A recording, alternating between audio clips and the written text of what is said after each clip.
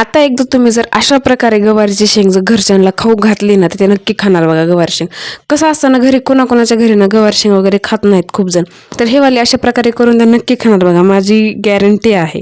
तर काय करायचं, इथं तेल कढईमध्ये चांगल्या प्रकारे गरम होऊ द्यायचं.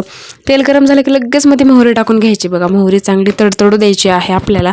मोहरी चांगली तडतडली की मध्ये लगेच लसूण टाकून घ्यायचा. लसूण थोडासा भरपूर टाका, थोडंसं पण असं कंजूसी करू नका की थोडा लसूण टाकला, तसं नाही, भरपूर टाका. कढीपत्ता टाका त्याच्यानंतर, आणि मस्त कढीपत्ता वगैरे तडतडला, मस्त तळून तळून केला की लगेच त्याच्यामध्ये कांदा टाकून घ्यायचा बघा. मी बारीक बारीक कट केलेला कांदा आहे. कांदा तुम्ही स्किप पण करू शकता, असं काही नाही की कांदा टाकलाच पाहिजे. तर मस्त मध्ये कांदा टाकून घ्यायचा, छान प्रकारे मस्त परतवून घ्यायचं आहे. आणि ह्या कांद्याचा कलर चेंज होईपर्यंत त्याला परतवून घ्यायचं आहे आपल्याला. चांगल्या प्रकारे सगळं मिक्स करून घ्यायचं बघा. आपण काय करतो, मी दरवेळेस काय करते, थोडंसं मीठ टाकते कांद्यामध्ये आणि मग परतवते, म्हणजे कांदा पटकन तेल सोडतो आणि पटकन परतवतो मला असं वाटतं. तर ह्यावेळेस पण मी तसं केलेलं आहे. तर तुम्ही पण एकदा करून नक्की बघू शकता. मीठ टाकून घ्यायचं, मस्त असं हलवून घ्यायचं, म्हणजे कांदा जे आहे ते पटकन असा परतून जातो. नंतर कांदा परतल्यानंतर याच्यामध्ये टाकलेला होता मी आपला घरचा जो गोडा मसाला असतो, म्हणजे आपलं वाटण असतं घरचं सगळ्या मसाल्याचं, ते 1 चमच घेतलेला आहे मी. आणि 1 चमचनं अंबारी मसाला जो असतो हिरवावाला अंबारी मसाला, ते घेतलेला आहे मी. तर याची लिंक कोणाला पाहिजे असेल तर मला कॉमेंट करा तसं. तर इथं बघा मस्त सगळ्या प्रकारे आता इकडून तिकडून सगळीकडून याला मिक्स करून घेतले. सगळे मसाले जे आहेत त्यामध्ये मिक्स झालेले आहेत. लगेच वाटलेले शेंगदाण्याचं कूट करून घेतलेलं होतं मी. शेंगदाणे छान असे भाजून घेतले होते आणि नंतरचे शेंगदाणे जे आहेत तसे दळून घेतले होते मस्त मिक्सरमध्ये. चांगल्या प्रकारे सगळं हे मिक्स केलं. नंतर मध्ये मस्त जी गवारी शेंग धुवून निसून निवडून सगळं काय असं मी ठेवलेलं होत्या. तर छान प्रकारे हे पण सगळं मिक्स करून घ्यायचं, सगळं एकजीव असं करून घ्यायचं आहे. मसाला पूर्ण याच्यामध्ये छान असा मिक्स झाला पाहिजे.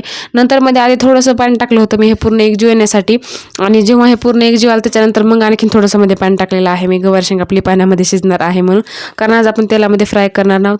आणि जी गावरान पद्धत असते, पूर्ण गावरान पद्धत, तशी भाजी कशी करायची हे त्याची रेसिपी जर तुम्हाला पाहिजे असेल ना, तर मला कॉमेंट करा रेसिपी म्हणून. मी याची रेसिपी तुम्हाला पुढच्या वेळेस नक्की देईन, म्हणजे जेव्हा पण मी करेन तेव्हा. छान प्रकारे आता भाजी शिजू द्यायची आहे आपल्याला.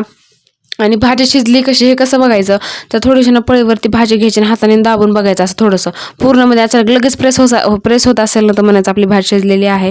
आणि जर टाईम लागत असेल, थोडीशी असं गचगच लागत असेल, तर आणखी थोडा भाजीला शिजू द्यायचं, म्हणजे भाजी होते.